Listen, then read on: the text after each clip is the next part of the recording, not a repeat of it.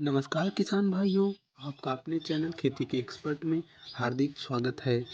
आज हम बात करने वाले हैं मटर की उन्नत खेती के बारे में।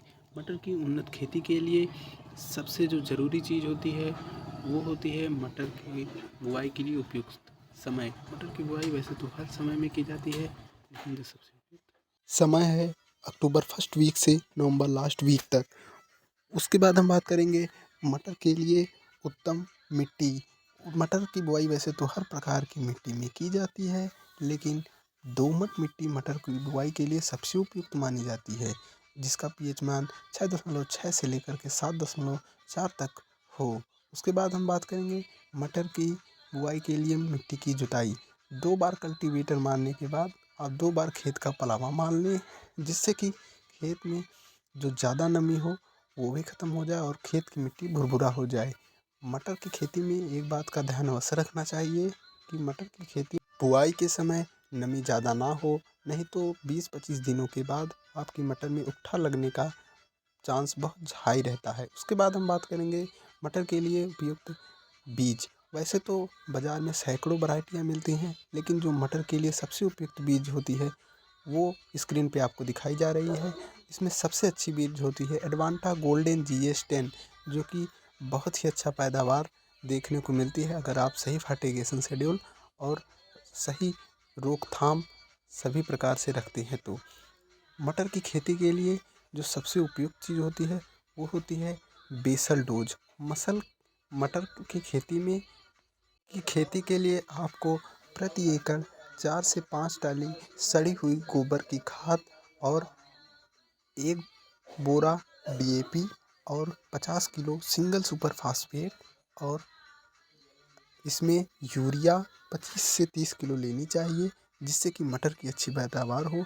और आप सभी जानते होंगे सल्फर की आवश्यकता भी बहुत ज़्यादा होती है दलहनी फसल में, इसलिए हमें ये सब लेकर के खेत में बिखेर देना चाहिए। उसके बाद हमें रोटावेटर से अच्छी तरह से जुताई करवा लेनी चाहिए।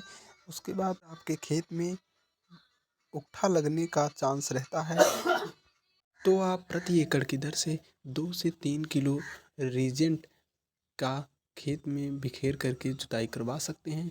उसके बाद हमें खेत में मटर की बुआई करवा देनी चाहिए। मटर की बुआई के बहुत से तरीके होते हैं, जिस भी तरीके से आपको अच्छी लगे उस तरीके से आप करवा सकते हैं। वैसे तो सबसे उपयुक्त तरीका जो होता है वो होता है लाइन से लाइन की बुआई करवाना।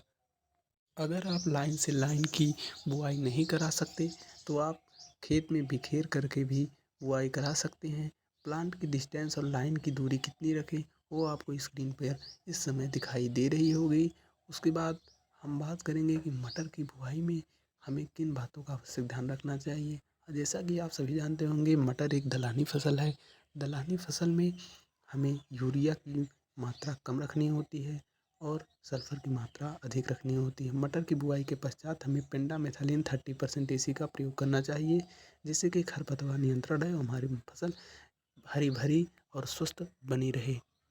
1919 के साथ हम साफ पाउडर और एक हल्का सा एडमायर जिसमें कि एंडा क्लोरोपिड होता है, इन तीनों को मिलाकर हमें स्प्रे कर देना चाहिए, जिससे कि हमारी फसल रोग मुक्त, कीट मुक्त और हरी भरी रहे। और इसके बाद जब हमारी फसल 30 से 40 दिनों की हो जाए तो खेत की नमी के अनुसार और फसल की अवस्था के अनुसार सिंचाई कर देनी चाहिए, ताकि हमारी फसल में जो दाने हैं वो अच्छी तरह से भरें और हमारी फसल अच्छा पैदावार दे।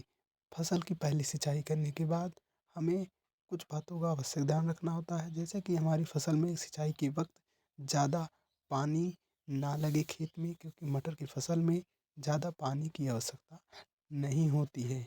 सिंचाई के बाद हम एक अच्छी कंपनी का अमीनो एसिड प्रिजर्वेटिव जैसे कि अमीनो एसिड मिलता है हमें, एम्बिशन, ईसाबियान, इन दोनों में से कोई भी एक ले सकते हैं। उसके साथ हमें अच्छी फंगिसाइड जैसे कि एंट्रोकॉल हो गया, M42 हो गया, इन में से किसी एक का भी चयन कर सकते हैं। इसको हम अपनी फसल में स्प्रे कर देंगे, जिससे हमारी फसल में फूलों की संख्या अधिक रहे। उसके बाद पहली सिंचाई के बाद हमें खाद के रूप में सागरिका दानेदार 10 किलो प्रति एकड़ के हिसाब से, सल्फर 3 किलो यूरिया 40 से 45 किलो जड़ों के पास देकर सिंचाई कर देनी चाहिए, जिससे कि हमारी फसल अच्छी पैदावार और अच्छा पैदावार दे सके। सागरिका में हमें माइक्रोन्यूट्रिएंट के साथ समुद्री शैवाल, जिसे हम सीवीड भी कहते हैं, वो होता है, जिससे हमारी फसल लगातार हरी भरी बनी रहती है, मौसम के प्रकोप से भी बची रहती है। तीसरा स्प्रे हमें करना है NPK 05234 और एक अच्छी कंपनी का घुलनशील बोरान, जिससे कि हमारी फसल में अच्छी और चमकदार फलियाँ आएँ और फूल फलों की संख्या भी अधिक रहे। अगर आपके खेत में खरपतवार बहुत ज़्यादा हैं तो आप उसे निराई गुड़ाई के माध्यम से निकलवा सकते हैं। दवा का स्प्रे ना करें, जिससे हमारी फसल खराब हो सकती है। उसके बाद हमें बहुत ही, जैसा कि हम सभी जानते हैं कि मटर एक दलहनी यानी कि लेगुमिनस प्लांट होता है, जिसमें हमें यूरिया की मात्रा बहुत ही कम मात्रा में आवश्यकता होती है और इसमें हमें सल्फर की मात्रा लगातार बनाए रखना चाहिए। इसलिए इस दोनों चीज़ों का आप अपने खेत में अवश्य ध्यान रखें। अगर आपके खेत में हरी भरी की कमी है तो आप इसमें जो भी बताए गए स्प्रे हैं, खाद हैं, उसको डालें, जिससे हमारे खेत लगातार हरा भरा बना रहेगा। जब हमारी मटर की फसल में फलियों में दाने भरने लगे तो हमें NPK 0050 और उसके साथ कैल्शियम नाइट्रेट और बोरान का एक साथ मिलाकर स्प्रे कर देना है, जिससे हमारी मटर की फसल में बड़े दाने एवं अच्छी क्वालिटी के दाने भरेंगे, जिससे हमें 3 से 4 तुड़ाई बड़े आराम से मिल जाएगी। अच्छे दाने भरने के लिए हमें इस कॉम्बिनेशन का 2 से 3 बार या 2 बार स्प्रे अवश्य लेना चाहिए। जैसा कि अगर आपकी मटर पैदावार नहीं ले रही है तो आप पोषक सुपर स्टार जिबेलिक एसिड का भी स्प्रे कर सकते हैं। उसके बाद हम बात करें, अगर आपकी फसल में कीटों का प्रकोप बहुत अधिक है तो आप इसके लिए इमिडाक्लोप्रिड या और इमामेक्टिन बेंजोएट का भी प्रयोग कर सकते हैं। अगर आपकी फसल में सुंडी या तना छेदक, फल छेदक का प्रकोप है तो आप इसके लिए FMC कंपनी का कोराजन ले सकते हैं, जिसकी मात्रा हमें बहुत अधिक नहीं रखनी है और इसका स्प्रे करते समय एक ध्यान अवश्य रखना है कि जब हमारी फसल में फ्लावरिंग स्टेज शुरू हो रही हो, उससे पहले ही हमें इसको डाल देना है। नहीं तो इसके डालने से हमारी फसल में फूल झड़ने की समस्या देखी जाती है और हमारी मटर की फसल में बहुत ज़्यादा कीटों का प्रकोप नहीं होता है। जो भी कीट लगते हैं, जैसा कि आपको स्क्रीन पे दिखाई दे रहा है, आप तीनों दी गई दवाइयों के स्प्रे से इन सभी कीटों का बड़ी ही आसानी से रोकथाम कर सकते हैं। कीटों का रोकथाम बहुत ही आवश्यक होता है, आप सभी जानते हैं। अगर आप इन सभी कीटों का अच्छी तरीके से रोकथाम एवं प्रबंध रखते हैं तो आपको मटर में एक बहुत ही अच्छी पैदावार देखने को मिलेगी। मटर की फसल में अगर आपको उकठा लग दिखाई देता है, जैसा कि स्क्रीन पे दिखाई दे रहा है, तो आप बुआई के समय ही बीज उपचार अवश्य करें। बीज उपचार बहुत ही आवश्यक होता है। वैसे तो हाइब्रिड किस्मों में बीज उपचार पहले से ही होता है, लेकिन अगर आपके खेत में उकठा लगता है तो आप बीज उपचार अवश्य करें और खेत में रेजेंट की बुआई के समय प्रयोग ज़रूर करें। आपको एक औसत उत्पादन अगर आप अच्छी तरीके से करते हैं तो 60 से 70 कुंटल का उत्पादन बड़े ही आराम से मिल जाएगा और आप इससे 1 से 1.5 लाख रुपए की कमाई बड़ी ही आसानी से कर सकते हैं। मटर में पाले के बचाव से बचने के लिए हमें, जैसा कि हमने पहले ही बताया है, आप एंट्राकॉल का स्प्रे कर सकते हैं। इससे हमारी मटर पाले से भी बची रहेगी।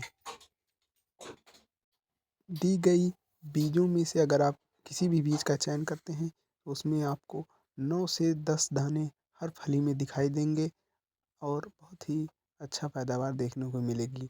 अगर दी गई जानकारी आपको अच्छी लगी हो, आपको सहायता मिली हो, तो आप इस वीडियो को अन्य किसानों तक ज़रूर शेयर करें ताकि हमारे देश के किसान आगे बढ़ सकें। और वीडियो को लाइक, चैनल को सब्सक्राइब और इसी तरह से हमारे वीडियो देखने के लिए सब्सक्राइब अवश्य करें। जैसा कि हमारे वीडियो पे अगर आप देखना चाहते हैं कि कैसे हम अपने मटर का प्रबंध रखते हैं, तो आप हमारे वीडियो को सब्सक्राइब करें। हम शॉर्ट वीडियो के माध्यम से आप सभी को बताते रहेंगे कि हमने अपनी फसल में क्या किया है।